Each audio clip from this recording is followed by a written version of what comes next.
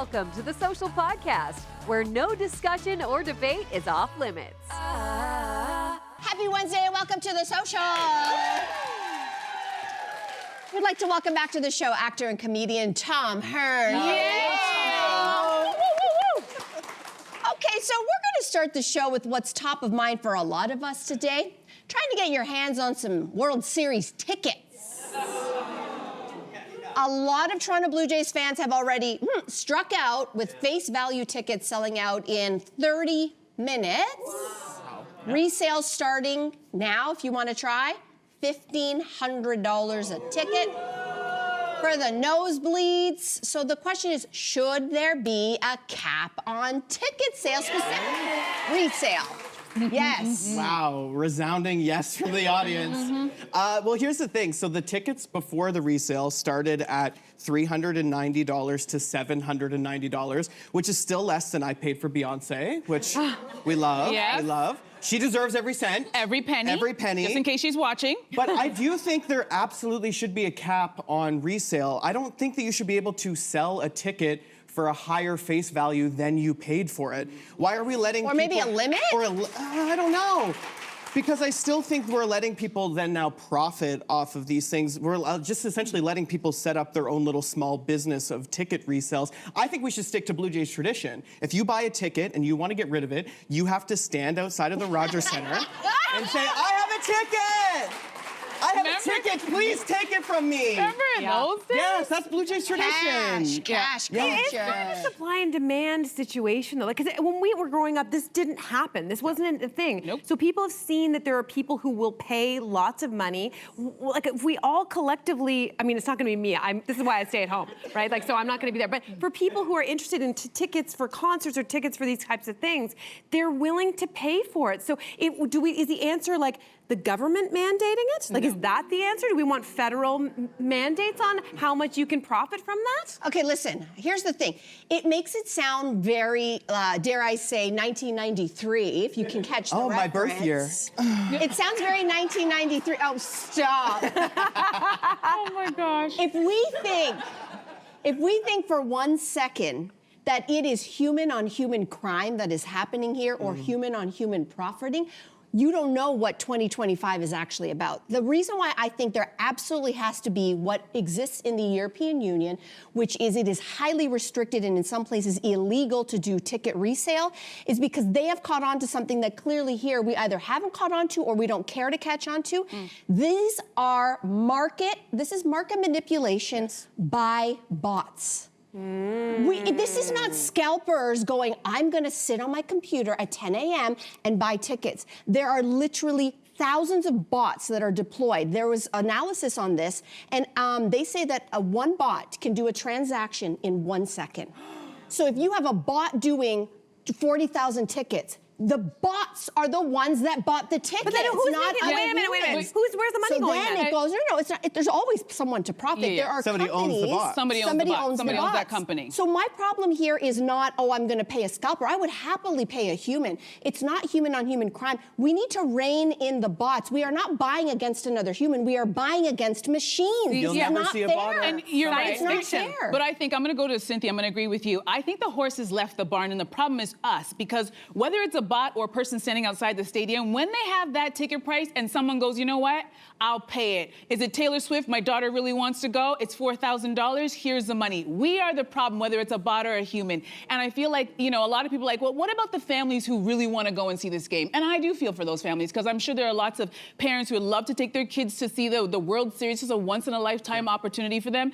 But let's be real. Even in the regular season, most sporting event tickets are too expensive. Like, take, for example, the Raptors, right? The Raptors. We got some Raptor fans in the front row. They have a game tonight, right? So even for not the floor seats, but the next section up is the 100 section. Get this, the tickets are between $300 and $600 each. So if you're a family of four, you're looking at $1,200 to $2,400 for tickets. You haven't parked, you haven't eaten, and you definitely haven't gotten yourself any merch. Then the Leafs have a game. Don't get me started about the Leafs. No, can't start. Nosebleed seats, nosebleeds for this Saturday between $150 and $300 $100. Again, whether it's bots or humans, the problem is we have it's paid. the problem, yes. And now yes. the prices are, that is the role there's of the no rolling it government. back. When you ask who should, the government bodies are always stepping in. Remember when the toilet paper prices were going through the roof during COVID?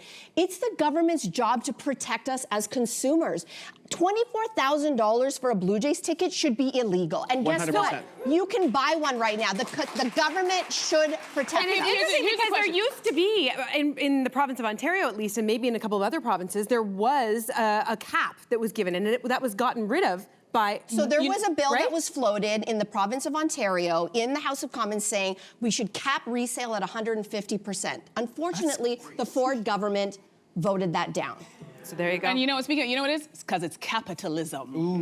And that's what we are Yes. all Dirty victims word. of. All right, so let's move on. If I say 6'7", 6'7". No, 6'7". Oh God, I can't even say it. Does that mean anything to anybody? 6'7".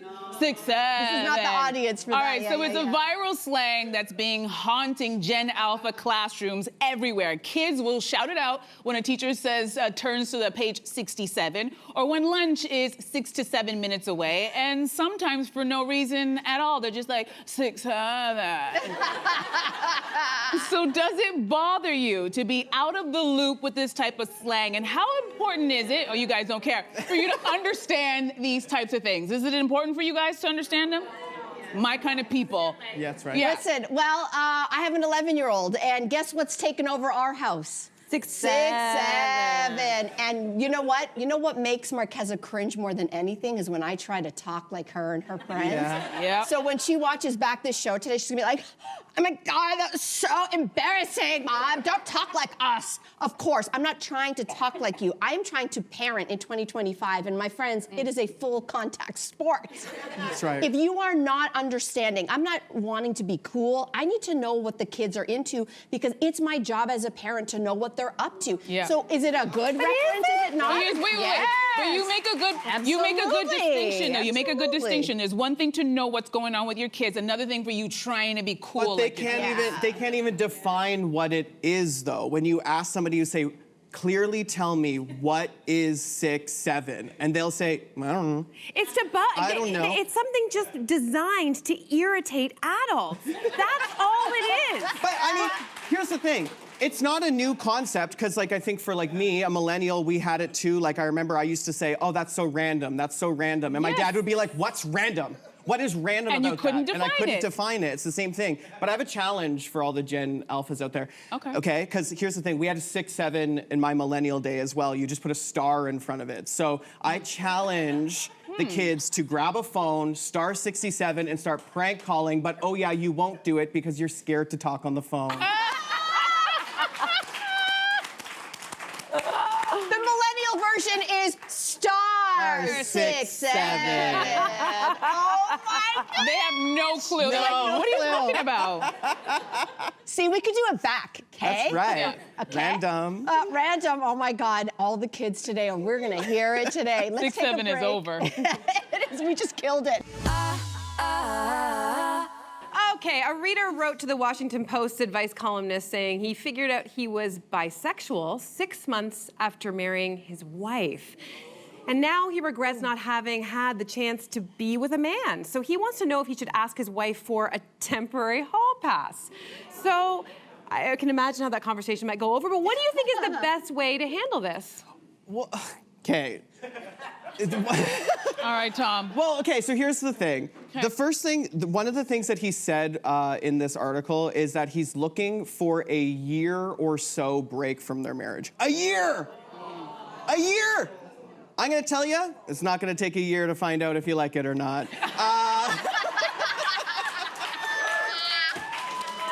But listen, it's 2025, and I absolutely think, first of all, men should be exploring their sexuality more so we don't get into situations like being engaged for 6 months, realizing you're bisexual, being married for 2 years, and then asking for a hall pass for a year. Listen, do I think that there's a more nuanced conversation about what marriage looks like in 2025? Absolutely. But I do, as much as I want this man to be able to explore and become his full self, I don't really think that it should come at the disservice of a wife and a woman that he says that he loves and he's been with for 2 years. Yeah, no, that's a great point.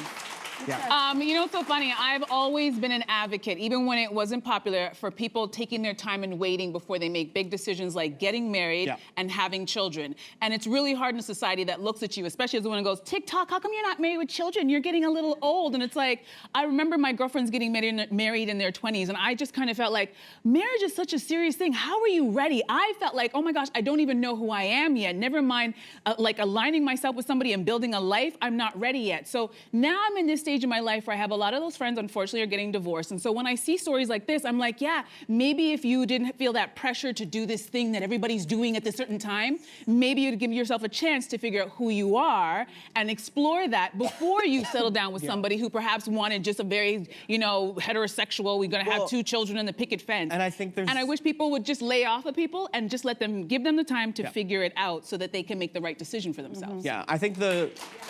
Right? I think the problem always will harken back to like our internal homophobia though. So like I think specifically with men, I think it's very clear, like you get married, you have your kids, you do this, X, Y, Z, these are the steps that we're all told in society that we take. And I think it's just a little bit more difficult sometimes for straight men to be perceived and to allowed to be open and to explore those things without a layer of judgment onto them. I agree. And I think that's a really important point because even though we've made strides, and I think it is easier, let's say, for younger generations to explore before they get into serious relationships, I think for some generations that was not even possible. And many people entered into serious relationships without even being allowed to consider that there might be another side of them. I find it interesting that the Kinsey report, people know what I mean when I say that, it came out in the late 40s, early 50s, and it said at that time that literally the majority of people are not strictly gay or strictly straight. In fact, the majority of people fall somewhere in the middle. So I think we should start with that as a baseline of understanding about human, like our human sexuality. And I think the thing is that often we say in long-term relationships, when there's an affair, in the aftermath of an affair, you hear people saying, well, if they'd only come to me and told me what they were feeling beforehand, then we could have talked about it. And the thing is, unless we allow for them, I'm not talking with this guy, it sounds like, but in general, unless we allow for those conversations to happen, those uncomfortable conversations, then you're gonna see people living secret lives. So we have to find a happy medium in here in order to move forward. Yeah, it's true. I also think, like, listen, we all know relationships are hard, and I think the one thing we have to accept about the human condition is it's really, really messy. We can go into life thinking it should go like this and like this and like this, but we're human because we mess up. And I don't know if this is a mess up or not. I just think that if you hide the truth from the one that you love, you both end up living a lie. So I don't know that you can stay and just think that, well, I'm gonna ride this one out. It's gonna come up for you have to face it at some point. And guess what? I think sometimes love is messy. And I think, to me, if he wants his truth, he should go and find it. And sometimes people get hurt. And I hate to say this, because if I was her, I'd be like, I'm gonna kill you. But on the other hand, I think it does take courage to be truthful, even though I think he should have done it before. But shoulda, woulda, coulda. We're humans. Yeah, We're absolutely. humans, you know? All right.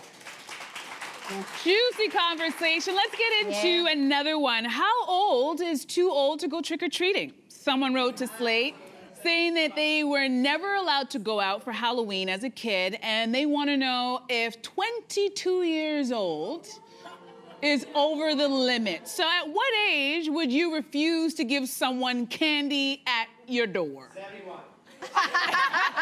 I mean, for me, I think the cutoff, not that I would be able to know this right out of the gate, but is 25. Don't they say that your brain doesn't fully formulate until you're 25? So under that, as long as you're wearing a costume. Oh, Cynthia. Oh, no. I'm gonna give you, come on, keep it like this. Cynthia, we're gonna use his underdeveloped brain. No. Yes. You know Well, what, maybe you can he's also, bisexual. We don't know. Be bisexual. Just don't be asking for candy at my door. Listen, if you're 22 years old and you're wondering if you're too old, ask yourself this question. Do you have a driver's license? Can you drive to the store? And when you're at the store, can you afford to buy your own candy? Then you're probably too old to be trick-or-treating. This is ridiculous. I don't know why at 22 you don't want to go to a Halloween party with people your own age. Does it you matter? show up at my door at 22, I'm calling the cops. This person, okay, There's guys. a man at my door I with a understand what mask you're saying. on. The costume would matter. Like if he's dressed like Michael Myers, it's a whole other story. But I will say, like this person apparently never got the chance to trick or treat when they were growing up. Listen, I didn't get Nobody to go cares. to sleepovers. Yeah. But you Okay, have sorry. to work that stuff out with your therapist, not at my door. Listen, I dare anybody over the age of 12 to show up at my house on Halloween. Yeah. I dare, because they will be met by a 6'3" man and a big Doberman. Oh. My husband has a hard rule about this. The only way I think he would ever change the rule, because last year there was a bunch of teenagers, they must have been 18, 19, and my husband sat there and interrogated them about their costumes, which were hoodies and garbage bags. Okay, well, that's not Listen. a costume. And so That's he not a literally costume. was berating them, and he did not give them any candy. I said, babe, you're gonna make our house a Target next year. I hate to take this Stop down it. a notch. That's Also, why you and need to call the police. There's a man shows Listen, up. I'm not gonna go trick-or-treating this year unless I'm going to Mel's house because I want to see her husband.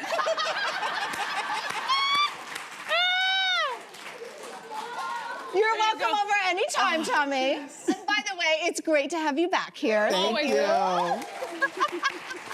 Subscribe to the Social Podcast so you don't miss a fiery debate. Until next time, socialites.